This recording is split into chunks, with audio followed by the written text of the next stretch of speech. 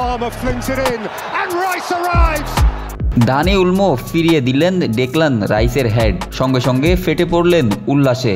উলমো শুধু গোল ঠেকিয়ে দেননি, ঠেকিয়ে দিয়েছেন ইউরো ট্রফিও। সবসময় গোল করা তার দায়িত্ব হলেও দলের প্রয়োজনে গোলরক্ষক সিমনের পাশে দাঁড়ালেন রক্ষা কবচ হয়ে। সেখানে গোল লাইন থেকে করলেন দারুণ এক সেভ, রাইসের হেড ফিরিয়ে দিলেন পাল্টা হেডে। পর মুহূর্তে তার উল্লাসই বলে দিল এমন একটা কিছু স্পেনের জন্য কত গুরুত্বপূর্ণ।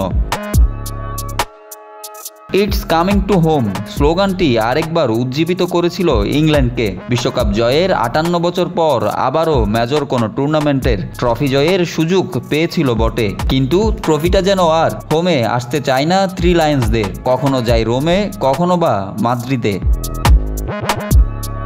ম্যাচের দৃশ্যপটে সবকিছুই দেখা গেছে দ্বিতীয়ার্ধে।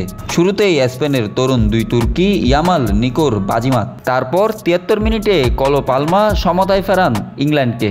নির্ধারিত সময়ের 4 মিনিট থাকতেই ওয়ারজাবেল ইংলিশদের কফিনে ঠুকে দিলেন মরণ পেরেক। লায়ন্সদের বধ করে অদম্য স্পেন যেন ফিরে এলো তাদের চিরাচরিত রূপে। ইউরোর 7 ম্যাচের সবকটিতে জিতে অপরাজিত চ্যাম্পিয়ন স্পেন যাত্রাপথে হারিয়েছে ইতালি, জার্মানি, ফ্রান্স, শেষে ইংল্যান্ডকে। আর এতেই এক যুগ পর দীর্ঘদিনের ট্রফি খরাক পৌঁছালো লা রোহারা।